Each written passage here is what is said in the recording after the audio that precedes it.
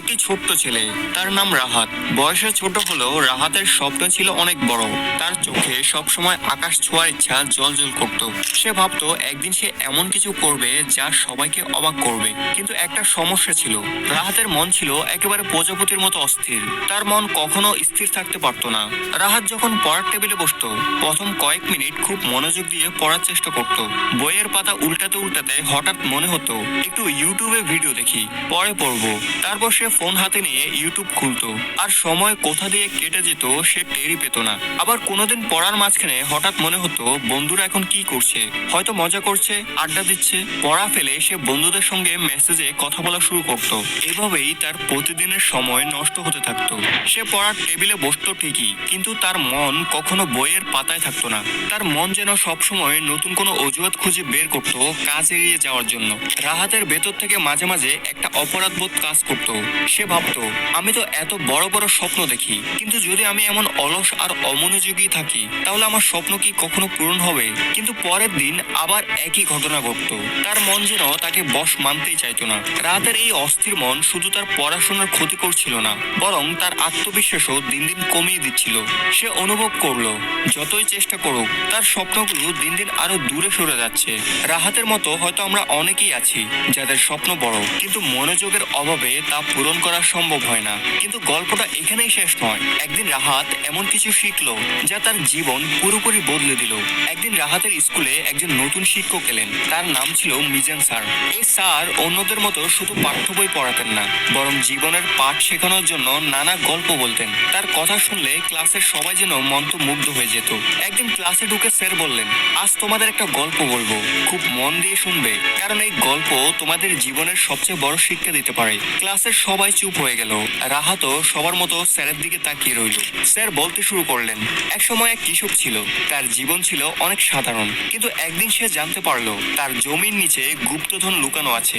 সেটা পেলে তার সব দুঃখ কষ্ট দূর হয়ে যাবে। কৃষক খুব উত্তেজিত হয়ে খোঁড়া শুরু করলো, কিন্তু একটা শর্ত ছিল, গুপ্তধন পেতে হলে তাকে একটানা 10 ফুট গভীর গর্ত খুঁড়তে হবে। প্রথমে কৃষক ঠিক করলো এক জায়গায় মনোযোগ দিয়ে খুঁড়বে, কিন্তু কিছুক্ষণ পর তার ধৈর্য হারিয়ে গেল।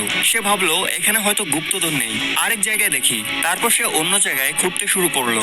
কয়েক মিনিট পর সেখানেও তার ধৈর্য শেষ হয়ে গেল। সে তৃতীয় জায়গায় গেল, তারপর চতুর্থ জায়গায়। সারাটা দিন কৃষক এভাবে বিভিন্ন জায়গায় খোঁড়াখুড়ি করলো, কিন্তু কোনো জায়গায় 10 ফুট গভীর গর্ত খুঁড়তে পারলো না।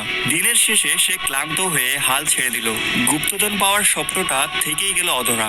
এবার স্যার একটু থামলেন। পুরো ক্লাস নিস্তব্ধ, সবাই যেন গল্পের ভেতর ডুবে গেছে। তোমরা জানো সেই কৃষককে? সেই কৃষক আমরা, তুমি, আমি, আমরা সবাই। আমাদের সবার জীবনেই একটা গুপ্তধন আছে, আমাদের স্বপ্ন, আমাদের লক্ষ্য। কিন্তু আমরা কি করি জানো? আমরা কখনো এক জায়গায় মনোযোগ দিতে পারি না। কিছুক্ষণ কাজ করি, তারপর হাল ছেড়ে দিই। আমরা ভাবি হয়তো অন্য কিছু সহজ হবে। কিন্তু যদি তোমরা সত্যিই গুপ্তধন পেতে চাও, তাহলে তোমাদের মনোযোগ দিয়ে এক জায়গায় খাটাতে হবে, ধৈর্য ধরতে হবে। যদি ফোকাস হারিয়ে এক জায়গা থেকে অন্য জায়গায় চলে যাও, তাহলে তোমার স্বপ্ন কোনোদিনই পূরণ হবে না। স্যারের এই কথাগুলো রাহাতের মনে খুব গভীরভাবে দাগ কাটলো। সে অনুভব করলো তার জীবনেও তো ঠিক একই ঘটনা ঘটছে। সে একবার পড়ায় মন দেয়, আবার ফোনে সময় নষ্ট করে, আবার নতুন কোনো কাজে হাত দেয়, কিন্তু কিছুই শেষ করতে পারে না। সেদিন স্যারের গল্প রাহাতের জীবনের মোড় ঘুরিয়ে দিল। সে বুঝলো তার স্বপ্ন পূরণ করতে হলে তাকে ফোকাস করতে হবে, এক জায়গায় মনোযোগ দিয়ে কাজ করতে হবে। সেই গুপ্তধন পাওয়ার মতো তার স্বপ্ন ধৈর্য আর একাগ্রতার মাধ্যমেই অর্জন করা সম্ভব। রাহাতের মতো আমাদেরও স্বপ্ন থাকে, কিন্তু ফোকাসের অভাবে সেই স্বপ্ন অনেক দূরে চলে যায়। রাহাত যখন বুঝলো যদি সে এক জায়গায় মনোযোগ দিয়ে কাজ করে তবেই তার স্বপ্ন পূরণ হবে, তখন তার জীবন পাল্টে গেল। সঠিক সময়ে সঠিক কাজ করতে পারলেই স্বপ্ন বাস্তবে পরিণত হয়। ফোকাস এবং একাগ্রতা এগুলোই সাফল্যের চাবিকাঠি। তুমি যদি আজ থেকেই নিজের কাজের প্রতি ফোকাস দিতে পারো, তাহলে তোমার স্বপ্ন একদিন বাস্তবে আসবে। পড়াশোনা, কাজ বা কোনো লক্ষ্য, যতক্ষণ না তুমি একাগ্র হয়ে কাজ শুরু করো ততক্ষণ তোমার সাফল্য হাতে আসবে না। তাই আজই সিদ্ধান্ত নাও, নিজের সময়কে কাজে লাগিয়ে নিজের স্বপ্নকে রিয়েলিটি বানাও। আজ থেকেই ফোকাসের নেশা শুরু করো। বন্ধুরা, গল্পটি থেকে আমরা যা শিখলাম তা হচ্ছে, তুমি যেই কাজই করো না কেন, তোমাকে এক জায়গায় ফোকাস করতে হবে। তুমি আজ এই কাজ করলে, কাল তুমি দেখলে অমুকে ওই কাজ করে সফল হয়ে গেল, তুমি তাকে অনুসরণ করতে শুরু করলে, তাহলে হবে না। হয়তো তুমি এক জায়গায় ফোকাস করলে আর অল্প কিছুদিনের মধ্যে সফল হয়ে যেতে, তুমি সেটা না করে অন্যদিকে ডাইভার্ট হয়ে গেলে, তাই তুমি কোনো জায়গায় সফল হচ্ছ না। সো আজ থেকেই এক জায়গায় ফোকাসের নেশা শুরু করো। ভিডিওটি কেমন কেমন লাগলো কমেন্ট করে জানাও, আর ভালো লাগলে অবশ্যই লাইক করবেই, আর কমেন্টে জানাও এরকম শিক্ষণীয় গল্প নিয়মিত দেখতে চাও কিনা। সো আজ এই পর্যন্তই, থ্যাঙ্কস ফর ওয়াচিং।